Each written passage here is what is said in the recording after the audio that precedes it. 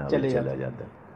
Black میں بھی بکتا تھا، اور کرایہ بھی کبھی کبھی لوگ بڑھا دیتے تھے. مقبولیت یعنی جب یہ شولوں کے ناچ آئی ہے گولڈن جوبلی تو ایک ادھم تھا، اس کا انتظار تھا. زخیم بھی تھے. جی ہاں، اور زخیم بھی تھی. اور پھر اس کے بعد جب ڈائمنڈ جوبلی آیا سن 58 میں، زمین کے بادل ڈائمنڈ جوبلی تھا، تو اس کا تو بہت زیادہ انتظار تھا. اچھا، پھر یہ کہ لوگ موازنہ بھی کرتے تھے جاسوسی دنیا اور عمران سیریز کا.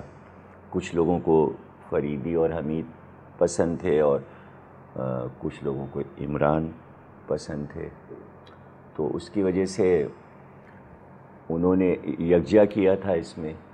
جی، ایک زمین کے بادل میں جی فریدی اور عمران کا سامنا ہوتا ہے. برازیل وغیرہ میں جب سفر کرتے ہیں یہ لوگ تو وہاں کہیں جنگل میں ملاقات ہوتی ہے، اور وہ تو فریدی بہت چوک کے کہتا ہے اچھا یہ ہیں عمران.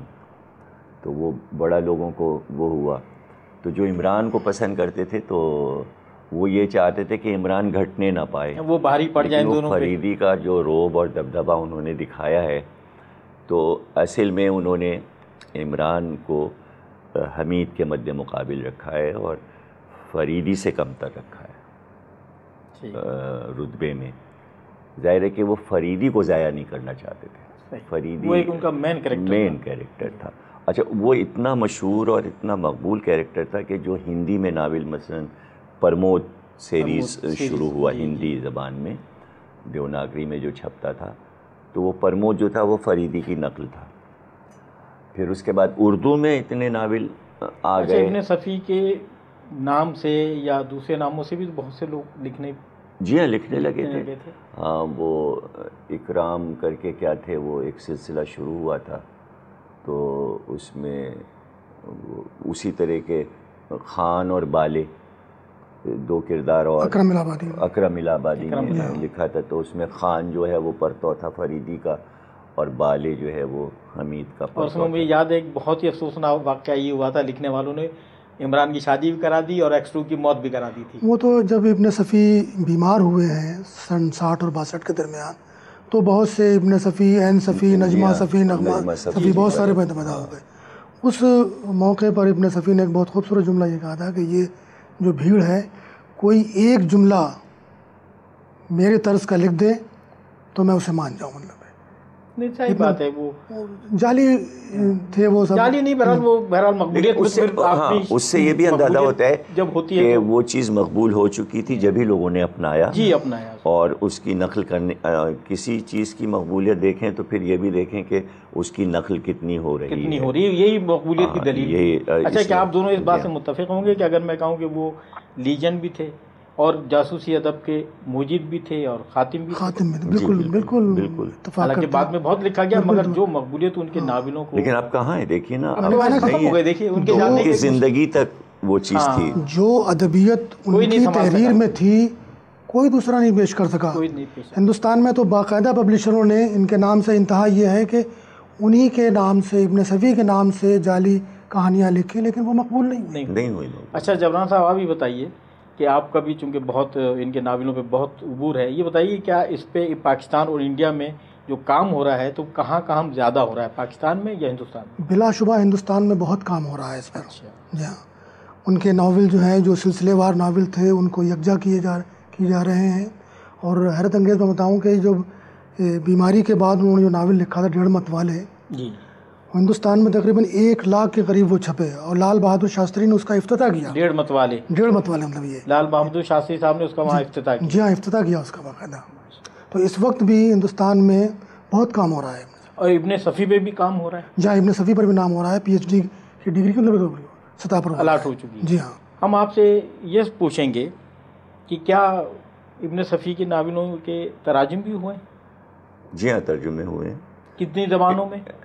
یہ تو نہیں بتایا جا سکتا کتنی ہیں، وہ تو جس نے ریسرچ کی ہو وہی بتا سکتا ہے. لیکن یہ کہ علاقائی زبانوں میں ہندوستان کی تمام صوبوں کی جو زبانیں، تامل میں، تیلگو سب میں ہوا ہے، ہندی میں، بنگالی میں، بنگلہ سب میں. جی ہاں. اچھا. ہاں، اس سے ظاہر ہے کہ انگریزی میں بھی ترجمے ہوئے ہیں اس کے. انگریزی میں، جرمن میں، رشین میں، مطلب یہ روسی زبان میں بھی ہوئے ہیں. انتہا یہ کہ ہالی ووڈ میں ان کے نام سے ایک فلم بھی بنی ہے. جی ہاں، ان کے ایک ناول پر یہ ایک فلم بھی بنی ہے. تو ان کا تو کمال. آخر میں تو ابن صفی نے ایک فلم یہاں بھی دھماکے کے نام دھماکہ بنائی ہے جس میں جاوید شیخ تھے. وہ صرف ابن صفی کردار تھے، نہیں صرف کہانی کی حد تک، مطلب ان کا نام ان کے وہ پروڈیوسر تھے. مگر اس دھماکے میں ایک میں نے واقعہ پڑھا ہے کہ جب اس میں ایکسٹرو کو، ظاہر بات ہے کردار کو دکھایا تو نہیں جا سکتا، صرف اس کی آواز سنائی جا سکتی ہے، تو کوئی ان ایکسٹرو کی آواز نہیں نکال سکا. وہ ابن صفی نے خود وہ آواز نکالی تھی دھماکے میں. وہی ان کی ایک بالکل درست ہے. ابن صفی نے تو میں نے پڑھا ہے کہ وہ ان کی آواز، چونکہ ایکسٹرو کی آواز ظاہری بات ہے ایک بہت ہی بھرائی ہوئی اور بڑی روبدار آواز تھی، تو وہ کوئی اداکار نہ نکال سکا، تو انہوں نے خود ہی اس آواز کو، جی ہاں، یہ کردار انہوں نے خود ادا کیا. اچھا یہ بتائیے کہ جبران، آپ چونکہ آپ شاعر تو حضرت آپ بھی ہیں اور جبران بھی ہیں، مگر میں آپ سے بھی یہ سوال کر لیتا ہوں کہ شاعری کے حوالے سے ان کا کیا مقام مرتبہ ہم تعین نہیں کرتے، کیونکہ مقام مرتبہ کچھ نہیں، اس میں کوئی شک نہیں.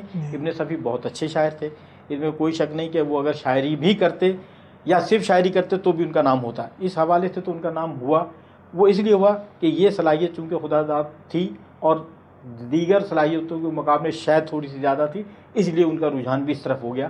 تو وہ یہ ہو گئے، ورنہ شاعر بھی ہوتے اور بلکہ تنظیم نگار بھی ہوتے تو بھی اچھے ہوتے. بہت اچھے شاعر مگر شاعر کے حوالے سے شاعر تھے، اور ان کے ناولوں میں جگہ جگہ یہ شعریت ہمیں ملتی ہے. اس میں کوئی میں ایک شعر مطلب ان کے حوالے سے مطلب ایک مکالمہ آپ کو پیش کروں کہ حمید اور فریدی کے درمیان مکالمہ ہے.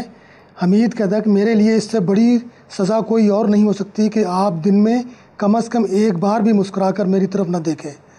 فریدی اسے تیکھی نظروں سے دیکھتا ہوا مسکرایا، یہ بھی گوارا ہے. حمید کہتا ہے، شعر سنیے، وہ مسکرائے تو جاتے ہیں عذر پیہم پر اس عذاب میں ابھی جھلکیاں عتاب کی ہیں. اب فریدی جواب دیتا ہے، کیا پر لگا رکھی ہے. یہ بھی کوئی شعر ہوا؟ اظہار خیال کے لیے محض الفاظ کا انتخاب ہی کافی نہیں ہوتا، مناسب نشست الفاظ کے بغیر اچھے سے اچھا خیال بھی مسخ ہو جاتا ہے. حمید کہتا ہے، اسے صنعت بس. فریدی ہاتھ اٹھا کر کہتا ہے، تم ادب کے پروفیسر نہیں اور میں شعر سننے کے موڈ میں کبھی نہیں ہوتا. یعنی یہ ایک ناول ہے، ناول میں نقد شعر کے حوالے سے جو بات انہوں نے کی ہے، کیا کمال کی بات کی ہے. اب اچھا، شاعری کے حوالے سے مطلب یہ کہ ان کی نظمیں بھی ہوں یا غزلیں ہوں، کمال کی ہیں. ذرا کرب کا اندازہ کیجئے اپنے موجودہ ماحول کے حوالے سے.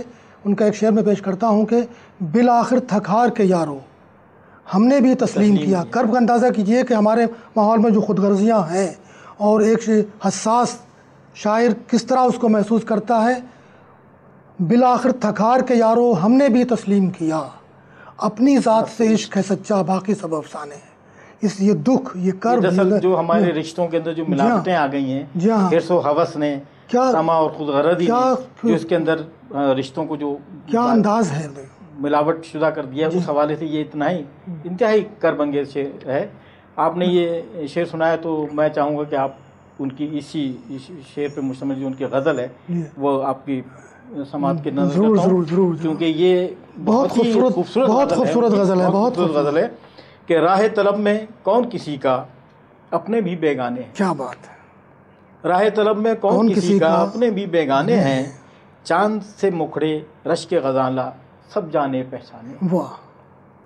تنہائی سی تنہائی ہے، کیسے کہیں کیسے سمجھائیں، چشم و لب و رخسار کی تہ میں روحوں کے ویرانے. واہ.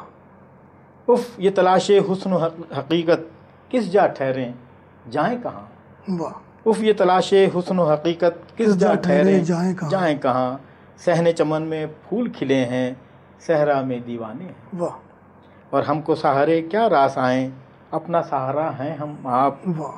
خود ہی صحرا خود ہی دیوانے، شم نفس پروانے ہیں. واہ. اور بالآخر تھکار کے یارو ہم نے بھی تسلیم کیا، اپنی ذات سے عشق سچا، باقی سب افسانے ہیں. اس میں کوئی شک نہیں ناظرین محفل کے ان کی ابن صفی کی غزلیں، ان کی